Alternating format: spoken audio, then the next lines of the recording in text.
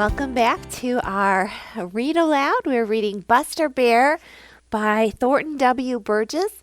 Last time we left Buster Bear and Farmer Brown's boy walking through the forest, headed towards the strange noise they were hearing. If you remember, that strange noise was Blacky the Crow making all kinds of noise. So let's find out what happens today. Farmer Brown's boy meets Buster Bear. If you should meet with Buster Bear while walking through the wood, what would you do? Now tell me true. I'd run the best I could. That is what Farmer Brown's boy did when he met Buster Bear, and a lot of the little people in the Green Forest and some of the Green Meadows saw him. When Farmer Brown's boy came hurrying home from the Laughing Brook without any fish one day and told about the great footprint he had seen in a muddy place on the Great Bank in the Green Forest and had said he was sure that it was the great footprint of a bear, he had been laughed at. Farmer Brown had laughed and laughed. Why, he said, there hasn't been a bear in the Green Forest for years and years. Not since my own grandfather was a little boy, and that, you know, was a long, long, long time ago. If you want to find Mr. Bear, you will have to go to the great woods. I don't know who made that footprint, but it certainly couldn't have been a bear. I think you must have imagined it. Then he had laughed some more, all of which goes to show you how easily it is to be mistaken, and how foolish it is to laugh at things you really don't know about.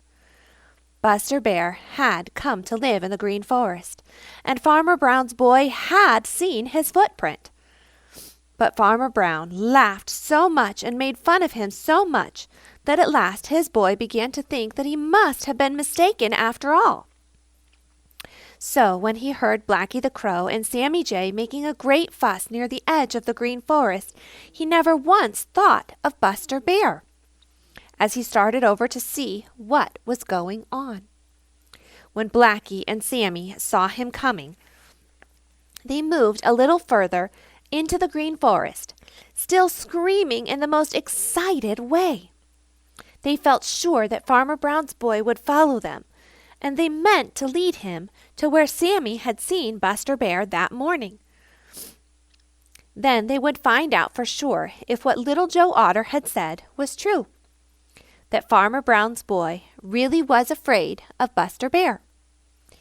Now, all around, behind trees and stumps and under thick branches and even in treetops, were other little people watching with round, wide eyes to see what would happen.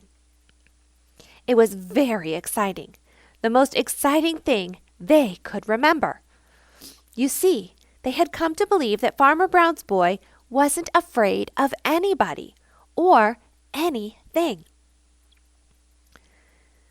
And as most of them were very much afraid of him, they had hard work to believe that he would really be afraid of even such a great, big, strong fellow as Buster Bear. Everyone was so busy watching Farmer Brown's boy that no one saw Buster coming from the opposite direction. You see, Buster walked very softly. Big as he is, he can walk without making the tiniest, weeniest sound.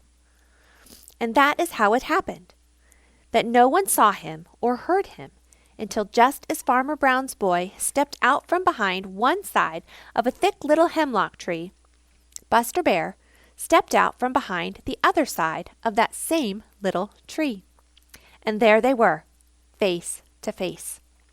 Then everybody held their breath, even Blacky the Crow and Sammy Jay. For just a minute, it was so still there in the Green Forest that not the least little sound could be heard. What was going to happen? Chapter 14. A surprising thing happens. Blacky the Crow and Sammy Jay looked down from the top of a tall tree. held their breath. Happy Jack the Gray Squirrel and his cousin Chatterer the Red Squirrel, looking down from another tree, held their breath. Unc' Billy Possum, sticking his head out from a hollow tree, held his breath. Bobby Coon, looking through a hole in a hollow stump in which he was hiding, held his breath. Reddy Fox, laying flat down behind a heap of brush, held his breath. Peter Rabbit, sitting bolt upright under a thick hemlock, with his eyes and ears wide open, held his breath. And all the other little people who happened to be where they could see did the same thing. You see, it was the most exciting moment ever was in the Green Forest. Farmer Brown's boy had just stepped out from behind one side of a little hemlock tree, and Buster Bear had just stepped out from behind the opposite side of the little hemlock tree, and neither had known that the other was anywhere near. For a whole minute they stood there, face to face, gazing into each other's eyes, while everybody watched and waited, and it seemed as if the whole Green Forest was holding its breath. Then something happened. Yes, sir, something happened. Farmer Brown's boy opened his mouth and yelled. It was such a sudden yell and such a loud yell that it startled Chatterer so that he nearly fell from his place in the tree, and it made Reddy Fox jump to his feet ready to run, and that yell was a yell of fright. There was no doubt about it. For with the yell, Farmer Brown's boy turned and ran for home, as no one ever had seen him run before.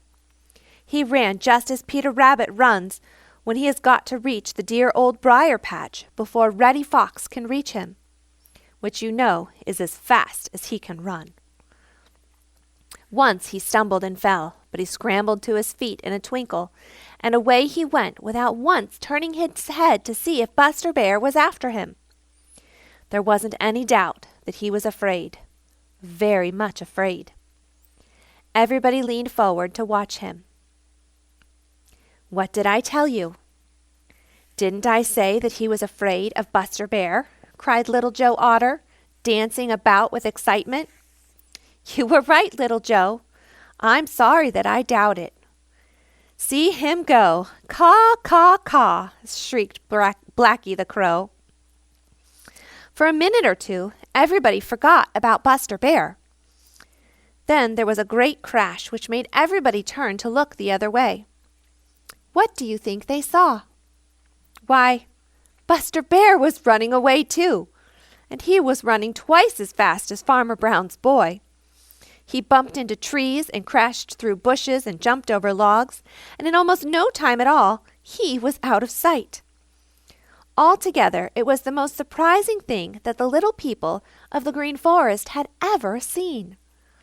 Sammy Jay looked at Blacky the Crow, and Blacky looked at Chatterer, and Chatterer looked at Happy Jack, and Happy Jack looked at Peter Rabbit, and Peter Rabbit looked at Unc' Billy Possum, and Unc' Billy looked at Bobby Coon. And Bobby looked at Johnny Chuck, and Johnny looked at Reddy Fox, and Reddy looked at Jimmy Skunk, and Jimmy looked at Billy Mink, and Billy looked at Little Joe Otter.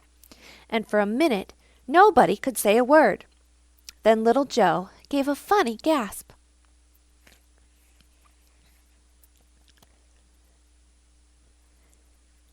Here's Buster Bear, and here's Farmer Brown's boy.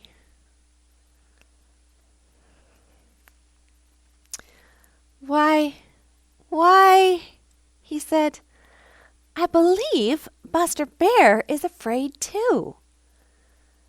Unc' Billy Possum chuckled. I believe you are right again, Briar Otter, he said. It certainly does look so. If Briar Bear isn't scared, he must have remembered something important and has gone to attend to it in a powerful hurry. Then everybody began to laugh. Chapter 15. Buster Bear is a fallen hero. A fallen hero is someone to whom everyone has looked up to as very brave, and then proves to be less brave than he was supposed to be. That was the way with Buster Bear. When Little Joe Otter had told how Farmer Brown's boy had been afraid at the mere sight of one of Buster of Buster Bear's big footprints, they had at once made a hero of Buster. At least some of them had. As this was the very first time, that they had ever known anyone who lives in the Green Forest to make Farmer Brown's boy run away, they looked on Buster Bear with a great deal of respect and were very proud of him. But now they had seen Buster Bear and Farmer Brown's boy meet face to face. And while it was true that Farmer Brown's boy had run away as fast as he could, it was also true that Buster Bear had done the same. He had run even faster than Farmer Brown's boy and had hidden in the most lonely place he could find in the very deepest part of the Green Forest. It was hard to believe, but it was true. And right away everybody lost a great deal of respect for Buster, which they had felt. It was always that way. They began to think unkind things about him. They said them among themselves, and some of them even said them to Buster when they met him, or said them so that he would hear them. Of course, Blacky the Crow and Sammy Jay, who, because they can fly, have nothing to fear from Buster, and who always delight in making other people uncomfortable, never let a chance go by to tell Buster and everybody else within hearing what they thought of him. They delighted in flying about through the Green Forest until they had found Buster Bear, and then from the safety of the treetops screamed at him. Buster Bear is big and strong. His teeth are big, his claws are long. In spite of these, he runs away and hides himself the livelong day. A dozen times a day, Buster would hear them screaming this. He would grind his teeth and glare up at them. But that was all he could do. He couldn't get at them. He just had to stand it and do nothing. But when impudent little Chatterer the Red Squirrel shouted the same thing from a place just out of reach in a big pine tree, Buster could stand it no longer. He gave a deep, angry growl that made little shivers run all over Chatterer. And then suddenly he started up that tree after Chatterer. With a frightened little shriek, Chatterer scampered to the top of the tree. He hadn't known that Buster could climb. But Buster is a splendid climber, especially when the tree is big and stout as this one was. And now he went up after Chatterer, growling angrily. How Chatterer did wish that he had kept his tongue still. He ran to the very top of the tree, so frightened that his teeth chattered. And when he looked down and saw Buster's great mouth coming nearer and nearer, he nearly tumbled down with terror. The worst of it was, there wasn't another tree near enough for him to jump to. He was in terrible trouble this time. Sure enough, and there was no one to help him. Chapter 16. Chatterer the Red Squirrel jumps for his life. It isn't very often that Chatterer the Red Squirrel knows fear. That is one reason that he is often impudent and saucy. But once in a while a great fear takes possession of him, as when he knows that Shadow the Weasel is looking for him. You see, he knows that Shadow can go wherever he can go. There are very few of the little people of the Green Forest and the Green Meadows who do not know fear at some time or other. But it comes to Chatterer as seldom as to anyone, because he is very sure of himself, and his ability to hide or run away from danger. But now, as he clung to a little branch near the top of a tall pine tree in the big forest, he looked down at the big sharp teeth of Buster Bear drawing nearer and nearer, and listened to the deep, angry growls that made his hair stand on end. Chatterer was too frightened to think. If only he had kept his tongue still instead of saying hateful things to Buster Bear.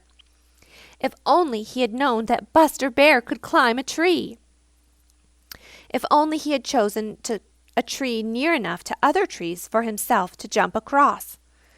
But he had said hateful things. He had chosen to sit in a tree which stood quite by itself, and Buster Bear could climb trees. Chatterer was in the worst kind of trouble, and there was no one to blame but himself. That is usually the case with those who get into trouble. Nearer and nearer came Buster Bear, and deeper and angrier sounded his voice. Chatterer gave a little frightened gasp, and looked this way and looked that way. What should he do? What could he do? The ground seemed a terrible distance away. If only he had wings like Sammy Jay. But he hadn't. "Grrr," growled Buster Bear. "I'll teach you manners. I'll teach you to treat your betters with respect. I'll swallow you whole. That's what I will do. Grrr." "Oh," cried Chatterer. "Grrr. I'll eat you all up to the last hair on your tail," growled Buster, scrambling a little nearer. "Oh, oh," cried Chatterer, and ran out to the very tip of the little branch to which he had been climbing. Now, if Chatterer had only known it, Buster Bear couldn't reach him way up there, because the tree was too small at the top for such a big fellow as Buster Bear. But Chatterer didn't think of that. He gave only one more frightened look down at those big teeth. Then he shut his eyes and jumped straight out for the far-away ground. It was a long, long, long way down to the ground, and it certainly looked as if such a little fellow as Chatterer must be killed. But Chatterer had learned from Old Mother Nature that she had given him certain things to help him at such times. And one of them is the power to spread himself very flat. He did it now. He spread his arms and legs out just as far as he could, and that kept him from falling as fast and as hard as otherwise he would have done. Because being spread out so flat that way, the air held him up a little. And then there was his tail.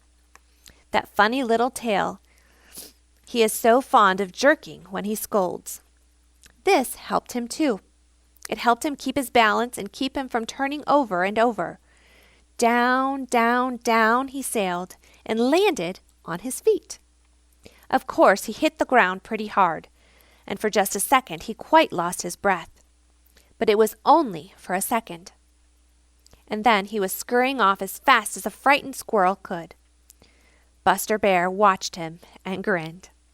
"I didn't catch him this time," he growled, "but I guess I gave him a good fright and taught him a lesson." We're going to stop there today. You'll have to tune in next time and find out what else happens with Buster Bear. Bye, guys. I hope you enjoyed our story reading this week.